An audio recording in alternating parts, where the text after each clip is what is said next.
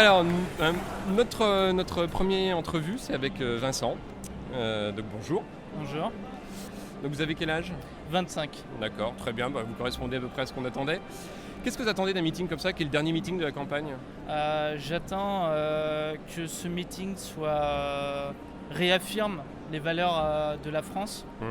Que dans la campagne, on n'a pas vu beaucoup de sujets réellement abordés. Ils ont été survolés. On a entendu des phrases de part et d'autre et c'est vraiment une très mauvaise campagne. Moi, j'espère que ce meeting va rappeler les abstentionnistes à aller voter en masse parce que c'est important. Aujourd'hui, on vit une précarisation de la société. Donc, il n'y a pas de l'échelle sociale. On ne peut plus accéder à un bon niveau de vie en travaillant beaucoup. Donc la vie devient plus difficile et il est important pour les gens d'aller voter et de faire vraiment attention aux votes qu'ils vont choisir. Il faut qu'aujourd'hui les choses changent. D'accord.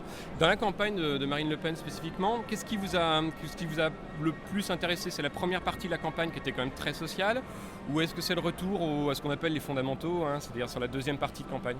Pour moi, c'était la première partie. D'accord. La deuxième, je l'avais déjà dans mon cœur, c'est-à-dire les valeurs de la France, le terroir, tout ça, j'adhère à 100%. Mais moi, je militais pour Nicolas Sarkozy avant, en 2007. Et ce qui a vraiment changé pour moi, le déclic, c'était la première partie de la campagne sur le changement social, sur ce qui arrive actuellement en France, la précarisation, la manière dont elle a expliqué les causes de ce changement, de ce ravage social en France. Donc elle a très bien expliqué le lien avec l'immigration, elle a très bien expliqué le système, comment est-ce qu'il fonctionne avec les banques, comment est-ce que les travailleurs français se font exploiter, comment des petits créateurs d'entreprises ne peuvent pas réussir, ou ont du mal. Donc beaucoup de choses ont été dites et c'est vrai que ça aide à choisir. D'accord. Vraiment, on a un deuxième choix et on a vraiment cette fois-ci un choix à faire entre tous les choix qui sont proposés par la droite et la gauche et Marine Le Pen. D'accord. Et en fait, ce basculement et cet intérêt pour les idées de Marine Le Pen, elle date en gros du début de la campagne, ou est-ce que c'est un processus que vous avez suivi à la suite de déceptions par rapport au sarkozysme Alors, Sarkozy, c'était naturellement une déception. Dès les 3 premiers mois, j'ai vu qu'il n'a pas été capable d'être à la hauteur de ce qu'on lui demandait, c'est-à-dire d'être le président des Français et de tous les Français. Il n'a pas été capable de protéger les Français de la crise. Il n'a pas été capable de tenir tête à l'Europe. Il faut vraiment sortir de ces discours et aller voir ce qu'il a fait. Il n'a rien fait, absolument rien. C'est nullissime. D'accord. Oui, on est vraiment. Donc, non, mais je vous le dis parce que moi, j'ai assisté à tous ces meetings. J'étais là, porte de Versailles, quand il a dit qu'il ne se représenterait pas, qu'il laisserait sa place à un jeune. Ça, je m'en souviens parfaitement. Je me souviens encore de ces mots. Ça résonne encore dans mes oreilles. Donc, non, vraiment, c'est un menteur. D'accord. Un menteur.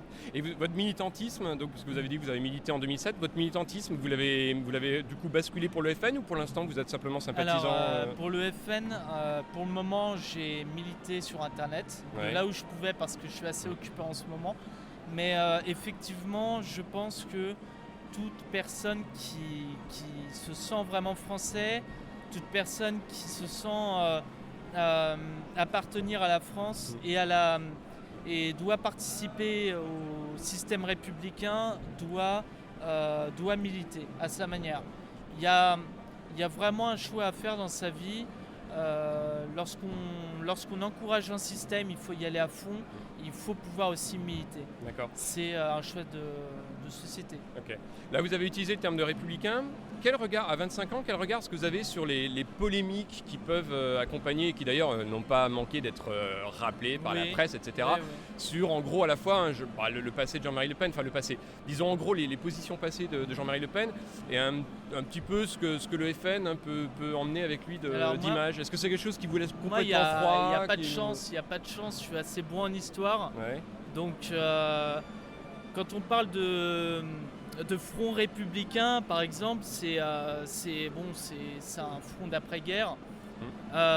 C'est une espèce d'union, un pacte pour dire plus jamais ça, plus jamais.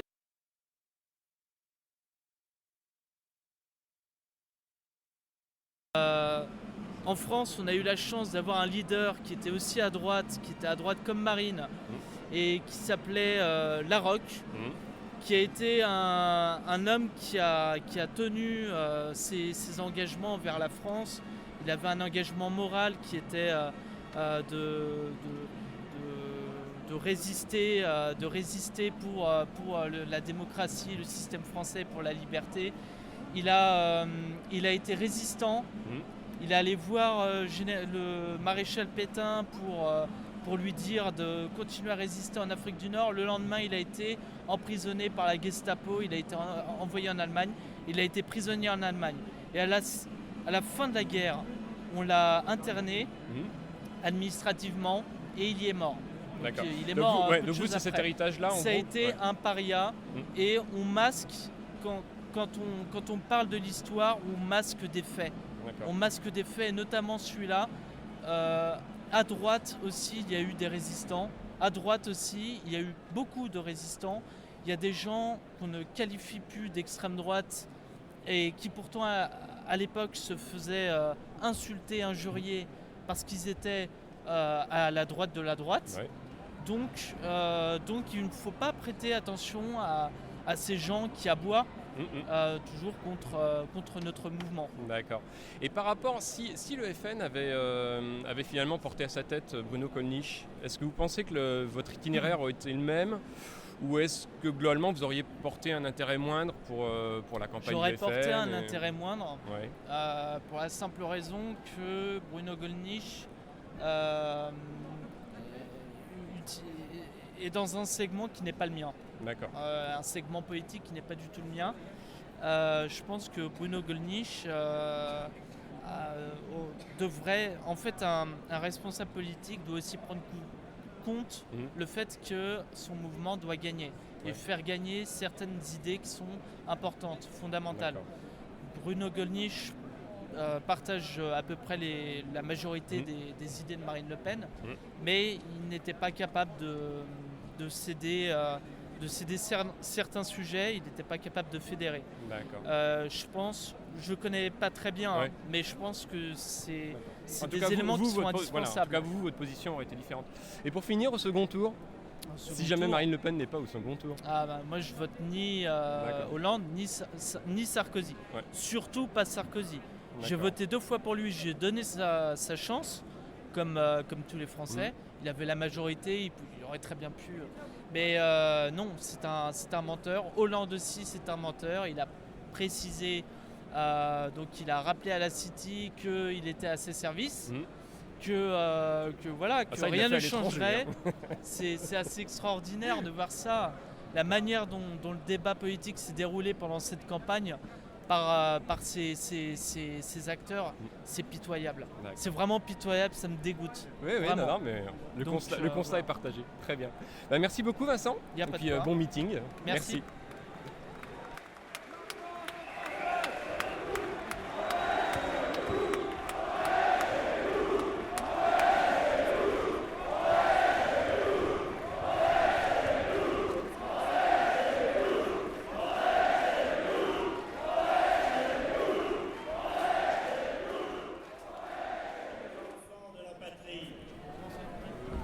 Les jours d'espoir sont arrivés.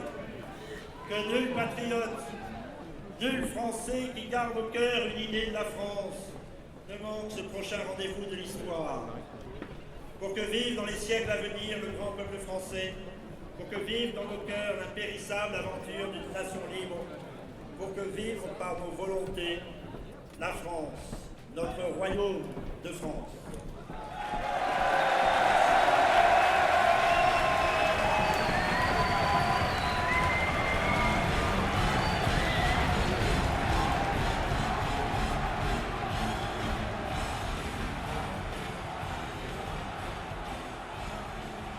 Bonsoir Monsieur Couteau. Bonsoir. Donc merci de nous répondre et nous vous volons 2 ou 3 minutes du discours de Marine Le Pen. Donc vous avez prononcé, vous avez ouvert le meeting de ce soir. J'ai fait la vedette américaine, c'est pas très glorieux. Voilà. Mais ça vous a permis en fait de mettre en avant tout cet aspect de souveraineté de la nation. Oui. Est-ce que c'est un point de vue qui de votre, est-ce que c'est un thème qui de votre point de vue a été bien défendu dans la campagne de Marine Le Pen? D'une manière générale, non. Le mot ne vient que dans la bouche de Nicolas Dupont-Aignan et surtout de Marine Le Pen, qui en a fait un des points cardinaux de la campagne. Et je me suis félicité d'entendre tout à l'heure que le mot a des résonances dans le peuple français. Le peuple français sait très bien de quoi on parle quand on parle de souveraineté. On est applaudi quand on parle de souveraineté. Il ne faut pas croire que ce soit un mot théorique. Les gens savent très bien ce qu'il en coûte de ne pas être souverain, c'est-à-dire mettre chez soi, c'est-à-dire dépendant de toutes les forces intérieures ou extérieures, de toutes les oligarchies, quelles qu'elles soient. Ça coûte très cher la perte de la souveraineté. Ouais. Vous avez longtemps dirigé des mouvements, on va dire, souverainistes ou du moins qui défendaient l'indépendance nationale. Oui. Ce ralliement ou ce soutien à Marine Le Pen, est-ce que c'est la reconnaissance finalement que ce militantisme avait ses limites ou est-ce parce qu'à un moment... Oui, il y a pour nous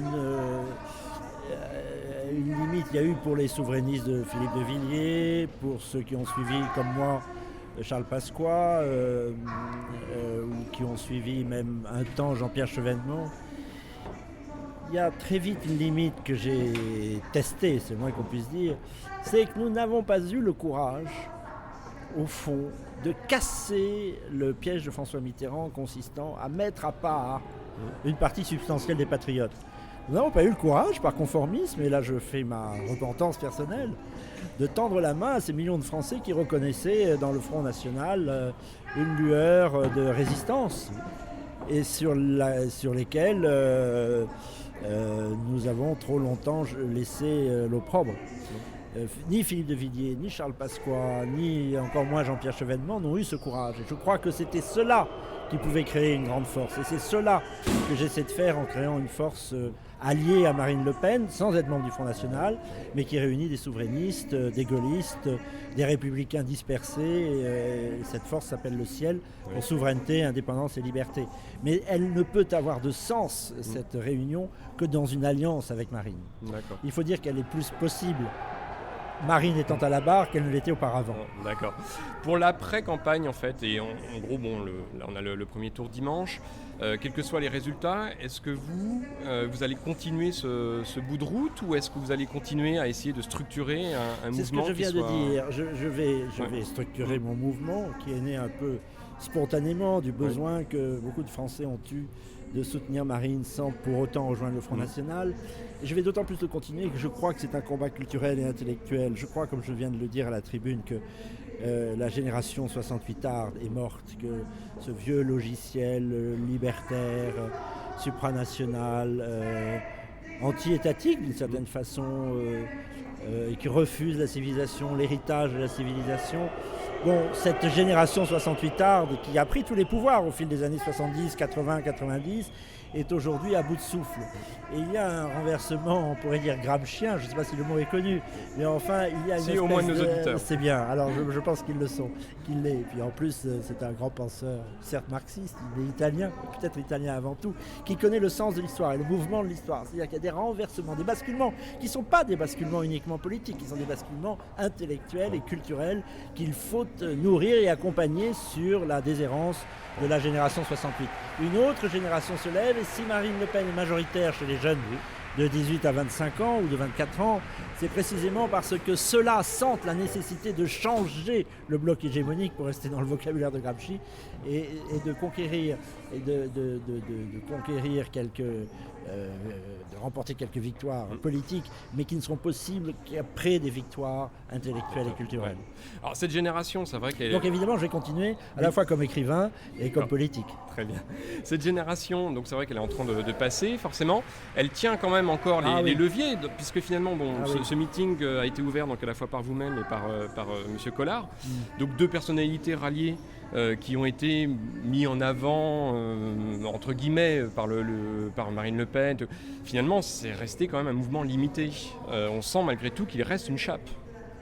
Combien de mes amis de la rive gauche, puisque c'est ma circonscription d'une certaine façon, des écrivains, des éditeurs ou des hommes politiques que j'ai connus lorsque j'étais un collaborateur de Philippe Séguin, c'est-à-dire des députés aujourd'hui UMP, me disent c'est bien, continue. Allez-y, il faut y aller, couteau, il faut y aller, c'est bien, ça va bouger les lignes, il faut faire bouger. Mais eux, ils ne bougent pas du tout. Oui, non. Donc je pense qu'il y a un potentiel, mais il faut que quelques-uns se jettent à l'eau. Ça me fait penser à une phrase du général de Gaulle. Moins de notables venaient, moins ils venaient de notables. C'est-à-dire qu'ils se déplacent. Les notoires de la rive gauche se déplacent comme des moutons, vous savez, en masse. Voilà, c'est grégaire. À partir du moment où quelques-uns iront dans la direction que j'essaie d'indiquer, beaucoup suivront. Je ne dis pas tous, d'ailleurs je ne les veux pas tous. Oui, non, on espère que vous ferez le tri. D'accord. On va faire le tri. Très bien, un grand merci. C'est moi et puis un bon meeting à vous. Bon, merci. Beaucoup, très bien, au revoir. Oui les amis, c'est la pierre angulaire de notre politique. Mais c'est aussi à l'aune de ce sujet essentiel que les Français doivent juger tous les programmes de nos adversaires. Oui, nos adversaires, et non pas concurrents. Car ce qui se joue ici, c'est le combat pour la France. Alors, ceux qui prétendent réformer, changer, alors qu'ils ont les mains liées par les traités qu'ils ont hier signés ou imposés à notre peuple par le Parlement contre le référendum. Ceux qui osent prétendre cela sont des menteurs ou des incompétents, ou les deux à la fois. Ah, pardon. Petit moment de lucidité, Nicolas Sarkozy a récemment avoué que la droite et la gauche n'existaient plus, que la vraie fracture, selon lui, était entre ceux qui croyaient en l'Europe et ceux qui croyaient en la nation. Il a choisi son camp, nous aussi. Alors nous retrouvons maintenant Franck. Franck, vous venez de me le dire, vous avez 62 ans. Qu'est-ce que vous attendez d'un meeting comme celui-ci, qui est le dernier meeting de la campagne ?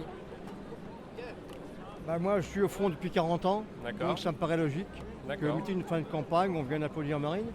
J'ai applaudi Jean-Marie soutenu pendant le reste depuis, on va dire, 72, quoi. Oui. Donc je trouve que c'est normal, je trouve que c'est logique. D'accord. C'est mon vieux passé de militant. Ok, ouais, vous avez le recul et la profondeur militante pour juger. Voilà. Quelle est l'évolution qui vous semble la plus importante dans le discours du Front National ou dans les campagnes ? Parce que du coup, vous avez connu, alors il n'y en a pas eu en 81, mais vous avez connu celle de 88, celle de 95. Est-ce que vous sentez une évolution liée soit à Marine Le Pen, soit aussi à l'évolution de la période politique ? C'est-à-dire que moi j'aime beaucoup Jean-Marie, c'est normal. Mais Marine, on va dire que c'est des jeunes, elle n'a pas connu la guerre, donc ils ne vont pas nous casser les pieds avec les problèmes de la guerre. Et en plus, elle a réussi à dédiaboliser, comme on dit, le front. C'est bien par un discours un peu plus, on va dire, d'actualité, quoi. D'accord. Mais toujours avec les mêmes termes, les mêmes thèmes, qui pour moi, principal, c'est l'immigration. D'accord. L'islamisation de la France, l'insécurité, surtout ça. D'accord. Le reste, le pain, je m'en fous. Ouais, c'est-à-dire que la première partie de campagne sur l'aspect social, sur la question sociale, ça vous a moins intéressé finalement ? Moi, je suis retraité, alors... vous savez, notre pouvoir d'achat, il baisse, nous les retraités. Parce qu'on on manifeste pas. Oui, et même si on le fait, ils s'en fichent. Ouais. On n'est pas la CGT. Donc l'aspect social, c'est bien, mais pas pour moi. Moi, mon thème depuis, là, on va dire 40 ans, c'est l'immigration, invasion. Ouais. La France, c'est l'objet. Depuis je milite, quoi. Ça fait 40 ans que je milite. D'accord. Là, tout à l'heure, vous parliez des dédiabolisations. Comment est-ce que vous ressentez le fait que malgré tout, malgré cet effort de dédiabolisation, finalement, on le voit sur la fin de la campagne, c'est toujours les mêmes thèmes et toujours les mêmes Parce attaques qu'ils ont qui peur. ressortent. Ils ont peur. Nos adversaires ont peur que Marine refasse le coup de 2002, soit au second tour. C'est simple, hein. D'accord. Il y a des gens qui appellent Marine semi-diamante comme Mélenchon. Il y a des gens qui disent que le Parti communiste n'a pas sens sur la main, alors qu'ils ont tué 150 millions de personnes. Moi, ça me fait rigoler, quoi, entre guillemets. Hein. Oui. Bon, entre guillemets, bien sûr. Non, c'est normal, ils ont peur. La classe, comme dit Jean-Marie, l'establishment, la bande des quatre, ils ont peur qu'on renouvelle le coup de 2002. Marine soit au second tour. Ils ont peur. On le voit, hein. Oui, Ils avouent, ils s'affolent, ils deviennent agressifs, injurieux. Ça veut dire qu'ils ont peur. Donc c'est bon signe. Ouais. C'est bon signe. Si jamais Marine Le Pen n'est pas au second tour, vous allez vous déplacer, vous allez vous abstenir, vous allez... Ah ben moi, j'ai reçu comme tout le monde, vous savez, les bulletins de... Ouais. Donc moi je garde un bulletin Marine Le Pen que je mettrai au second tour. Qu'elle soit ou pas au second tour. La consigne de Marine, c'est pas de vote ni pour Hollande ni pour Sarkozy. Donc au second tour, comme au premier, c'est Marine Le Pen. Et puis c'est tout. Très bien. Si Marine donne une autre consigne, d'accord. Et pour l'instant, c'est ça. Hein. D'accord, oui, tout à fait. Là, on reconnaît le militant. Donc c'est Marine Le Pen au second tour et puis c'est tout. D'accord, très bien. Il n'est pas question que Sarkozy nous refasse le coup de 2007. 2007 hein. ouais, tout à fait. Comme on dit, hein. Le candidat Sarkozy promet des choses qu'il n'a pas tenues étant président. Oui, non, il n'y a pourquoi pas de raison pourquoi il les tiendrait maintenant? Bien sûr. Voilà. Très bien. Merci beaucoup. J'en prie. Merci, bonne soirée. Et Marine présidente.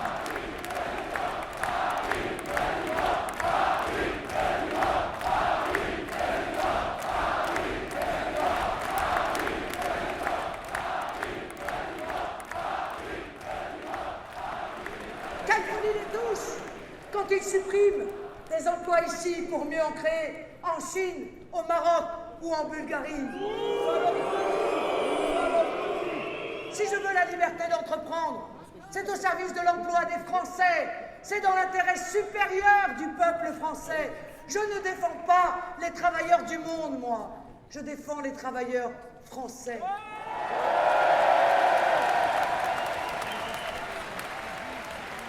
Et si je veux la liberté pour notre économie, c'est pour la grandeur de la nation, pour sa puissance commerciale, industrielle et agricole, au bénéfice évidemment de tous. Vous l'avez compris, nos adversaires se drapent depuis peu, il est vrai, dans les pans du drapeau français. Ils font mine de découvrir, à 2 mois de l'élection, le produit français. Oui, ils essaient de nous singer, très maladroitement, en parlant de retrouver un semblant de frontière. Ils osent même parler de protection aux frontières, comme tous les 5 ans d'ailleurs. Pas trop quand même, hein. Juste un peu aux frontières de l'Europe. Ben oui, le seul but évidemment, c'est que cela serve à tromper les lecteurs de bonne foi. Comme si l'Allemagne, la Commission de Bruxelles et leur propre traité le permettaient. Leur cynisme électoral est sans limite. Mais les scrupules ne les étouffent pas, c'est le moins que l'on puisse dire. Alors qu'ils n'ont jamais levé le petit doigt pendant des années, voilà qu'ils voudraient subitement défendre les emplois en France. Les voilà qui parlent de patriotisme économique. Les voilà qui promettent d'être fermes avec les banques. Un peu comme ces parents qui s'avisent un jour de devenir sévères lorsqu'après 5 meurtres, leurs enfants sont aux assises.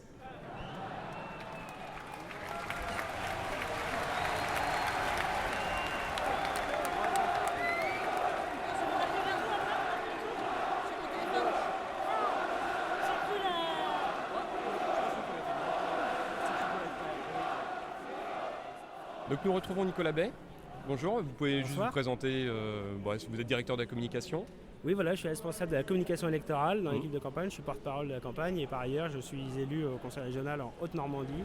D'accord. Et membre du bureau politique du Front National. D'accord, certains de vos auditeurs vous connaissent, en tout cas ceux qui ont passé la trentaine, voire la quarantaine, parce que vous avez quand même un itinéraire militant derrière vous qui commence à être bien fourni. Votre point de vue sur la fin finalement de cette campagne ? Écoutez, je crois que cette campagne a permis à Marine Le Pen sur tous les sujets qui ont été mis en première ligne par l'actualité, de montrer qu'elle avait un discours résolument alternatif à ceux du système. L'UMPS veut poursuivre dans la logique ultralibérale et mondialiste, veut poursuivre dans une logique qui conduit au chômage de masse, qui conduit à la casse sociale, qui conduit aux délocalisations, à l'effondrement du pouvoir d'achat des Français. Et elle a proposé de mettre fin à cette logique ultralibérale et mondialiste en s'appuyant sur un État fort, un État stratège, un État protecteur. Et la campagne a permis aussi de parler d'immigration, d'insécurité, puisque sur tous ces sujets-là, finalement, Nicolas Sarkozy avait beaucoup promis en 2007. Il avait suscité l'espoir, l'enthousiasme même de beaucoup de nos compatriotes. Et il a terriblement déçu, puisque non seulement il n'a pas fait ce qu'il avait promis, mais il a fait exactement le contraire. L'immigration a explosé. 1 million d'étrangers sont entrés légalement en France pendant 5 ans, sans parler de l'immigration clandestine. A augmenté de façon vertigineuse, et notamment les atteintes aux personnes, qui sont la forme d'insécurité la plus douloureuse à vivre pour nos compatriotes. Le chômage a atteint les 5 millions de demandeurs d'emploi. On a 11 millions de pauvres, c'est-à-dire 20% de la population française qui vit en dessous du seuil de pauvreté. Le moins qu'on puisse dire, c'est que le bilan de l'UMP est calamiteux. Évidemment, la gauche, quant à elle, ne propose aucune alternative susceptible d'enrayer ce déclin. Alors, la campagne avait démarré très fort sur l'aspect social. Finalement, on a observé quand même un tournant. Alors, que ce tournant soit réel ou parce que les médias ont décidé d'insister là-dessus, parce que c'est toujours pareil, hein, c'est vrai qu'il y a le filtre médiatique qui déforme, mais dans quelle mesure est-ce que ça ne montre pas quand même que ce discours social finalement a un impact limité sur l'électorat du FN, ou du moins une thématique qui les intéresserait moins, qui intéresserait moins les électeurs? Je crois que Marine Le Pen a donné une visibilité au projet économique et social qui était le sien, et qui autrefois n'était pas du tout perçu par une bonne partie des électeurs.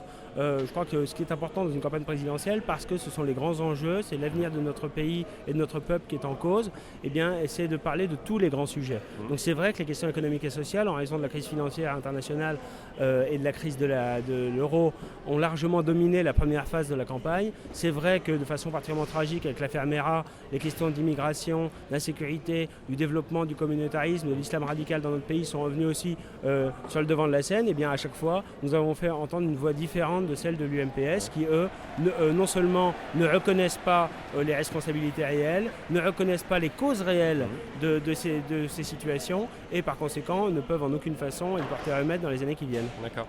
Une partie quand même du succès de Marine Le Pen, y compris au sein du FN, hein, c'est basé sur son image, sur ce qu'on a appelé la dédiabolisation.